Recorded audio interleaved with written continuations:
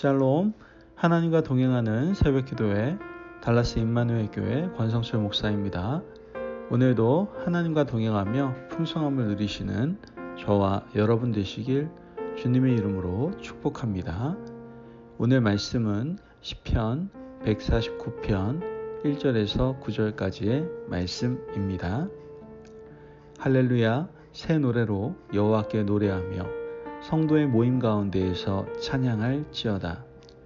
이스라엘은 자기를 지으신 이로 말미암아 즐거워하며 시온의 주민은 그들의 왕으로 말미암아 즐거워할지어다. 춤추며 그의 이름을 찬양하며 소고와 수금으로 그를 찬양할지어다.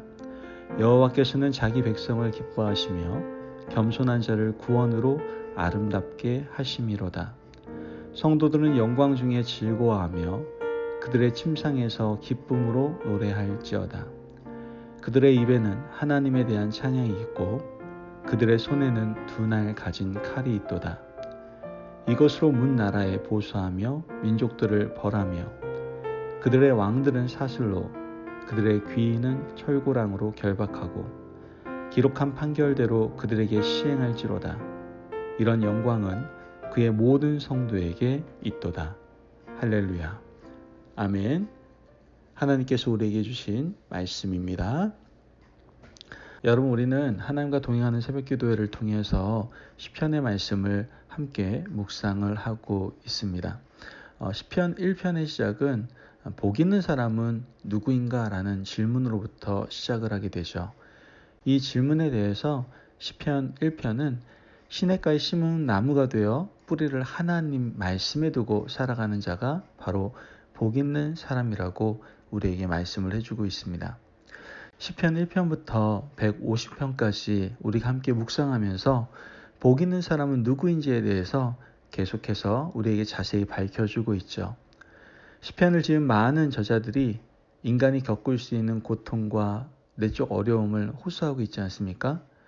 비록 고통을 당하고 있지만 세상으로 나아가지 않고 하나님 앞에 엎드린 시인들의 고백이 바로 시편임을 우리는 알 수가 있는 것이죠. 그러므로 진실로 복이 있는 사람은 물질로 부유한 사람이 아니라 고통과 절망 중에 하나님 앞에 나와서 아뢰는 사람이 바로 복 있는 사람임을 우리는 시편을 통해서 알 수 있게 되는 것이죠. 또한 시편은 하나님의 말씀의 능력도 노래를 하고 있어요. 말씀이 우리 인생을 변화시키고 이 세상 만물을 창조하시기 때문에 우리가 살아가는 동안 항상 진리로 붙잡아야 될 영원한 말씀임을 우리에게 알려주고 있죠. 그러므로 복 있는 사람은요, 언제 어디서나 어떤 상황에서든지 하나님의 말씀을 가지고 살아가는 사람이 바로 복이 있는 사람입니다. 더 나아가 시편의 거의 끝자락에 도착하게 되면 복 있는 사람은 하나님께 찬양하는 사람이라고 가르쳐주고 있죠. 시편 135편부터 찬양하라, 감사하라, 할렐루야 이런 말이 계속해서 반복됩니다. 여러분, 신앙인의 영성을 측정하는 가장 정확한 도구가 뭘까요? 바로 감사라는 것이죠. 그 어떤 덕목도요, 감사를 능가할 수 없어요. 어떤 상황, 어떤 환경에서도 하나님 앞에 감사할 수 있다면 그 사람은 올바르고 진실한 성도다라는 것이죠. 오늘 우리가 읽은 시편 139편도요. 하나님 앞에서 어떻게 하라고요? 찬양하라 라고 말씀을 하고 있죠. 어떤 상황에서도 주님을 찬양하라고 우리에게 전하고 있어요. 상황과 이유를 불문하고 하나님 앞에 찬양하라고 말하고 있는 것이죠. 1절 말씀을 보면 할렐루야, 새 노래로 여호와께 노래하며 성도의 모임 가운데에서 찬양할지어다. 아멘. 여러분, 우리는 이런 말을 자주 듣습니다. 새 노래로 여호와를 찬양하라. 우리가 이 말을 오해하게 되면요, 옛날 노래는 이제 부르면 안 되고 새로운 노래로 하나님을 찬양해야 한다라고 생각할 수 있어요. 근데 이거 완전히 잘못된 생각이거든요. 예를 들면 우리의 인생 가운데 하나님의 은혜가 가득했음을 고백하는 찬양이 있습니다. 저도 굉장히 좋아하는 찬양인데요. 찬송가 301장이죠. 지금까지 지내온 것 주의 크신 은혜라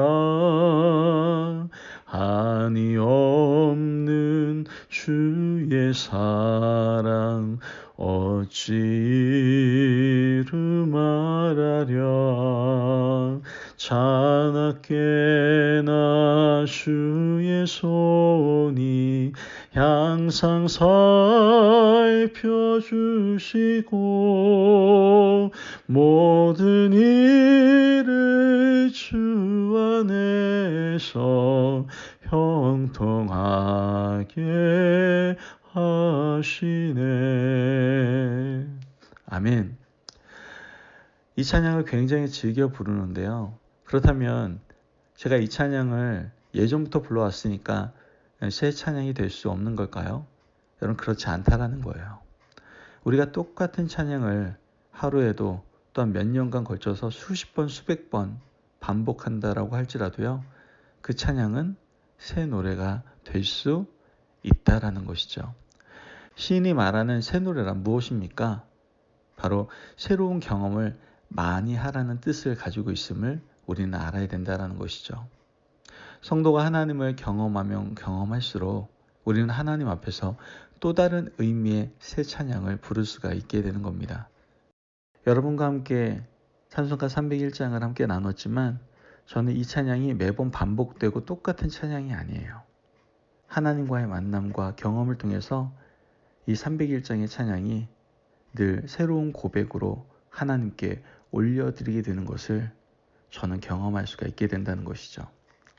여러분, 만약 다윗이 이새의 집에서 양치는 목동으로 평생 살았다면요, 아마 다윗의 경험의 지평은 목자로만 머물러 있었겠죠. 그런데 하나님이 다윗에게 다양한 경험을 하게 하셨거든요. 왕궁으로도 불러가셨고 또 골리앗도 만나게 하셨죠. 광야로 내몰아가셨다가 나중에는 왕으로도 세워주셨습니다. 부귀와 권세를 누렸다가 죄를 지어서 쫓겨나기도 했죠. 이런 수많은 경험 가운데 다윗은 매일매일 또 다른 하나님을 경험했던 것이죠. 다윗이 경험한 하나님이 많아질수록 다윗의 입술에는 하나님을 향한 노래가 새로워질 수밖에 없었다라는 거예요. 여러분, 우리는 매일 하나님께 창조하신 피조 세계를 살아갑니다. 피조 세계 가운데서 우리 신앙의 경험과 삶의 반경이 좁아지지 않았으면 좋겠습니다. 하나님의 말씀에 대한 순종을 통해서 좋은 경험을 많이 하시고 사람을 만나기를 주저하지 마시고 더 깊은 경험, 더 많은 경험을 하면서 하나님을 새롭게 만나고 하나님을 새로운 노래로 찬양하실 수 있는 저와 여러분들이 되시기를 간절히 바랍니다. 아멘. 우리가 만나는 하나님, 우리가 경험하는 하나님이 깊고 넓어질수록 하나님을 항상 새롭게 찬양할 수 있게 된다는 것을 꼭 기억하시는 저와 여러분이 되셨으면 좋겠어요. 이어서 5절 말씀을 보면 성도들은 영광 중에 즐거워하며 그들의 침상에서 기쁨으로 노래할지어다. 아멘. 여러분, 영광 중에 하나님을 찬양하는 것은요, 누구나 다 할 수 있습니다.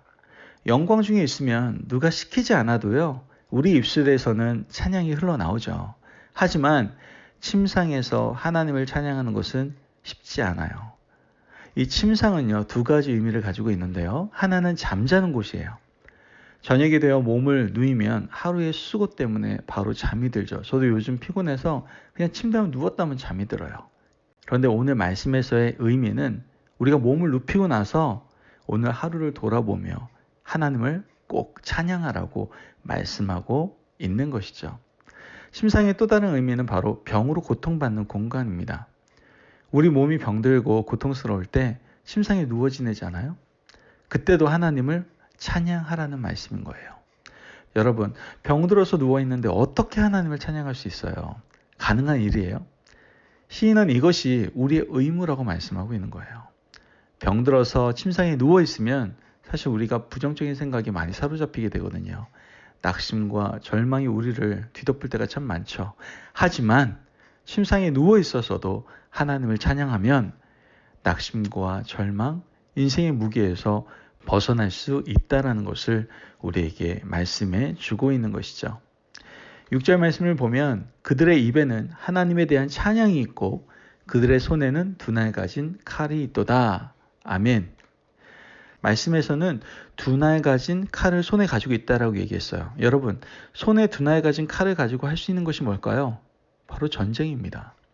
이 말씀은 전쟁할 때도 어떻게 하라는 거예요? 하나님을 찬양하라고 말씀하고 있는 것이죠. 전쟁하면서 어떻게 하나님을 찬양할 수 있을까요, 여러분? 전쟁은 사실 사람을 악하게 만들지 않습니까? 내가 죽이지 않으면 죽임을 당하기 때문에 전쟁하면서 영혼이 피폐해지고 심각한 고통과 어려움을 우리는 겪을 수밖에 없거든요. 하지만 그때도 하나님을 찬양하라고 말씀하고 있는 것이죠. 여러분, 그렇다면 꼭 손에 칼을 들어야 전쟁이고 총을 잡아야 전쟁입니까? 아닌 거 우리 너무나 잘 알잖아요.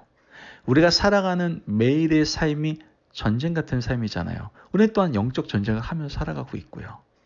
우리는 오늘도 일터로 나갑니다. 오늘 만나는 사람들, 오늘 부딪히는 모든 일들이 전쟁 같은 일상 아닙니까? 이런 전쟁 같은 상황 속에서 어떻게 해야 된다는 거예요? 우리는 하나님을 찬양해야 된다는 것이죠. 그래야 우리의 마음에 쉼을 얻고 영적으로 평안함을 누리게 된다는 거예요.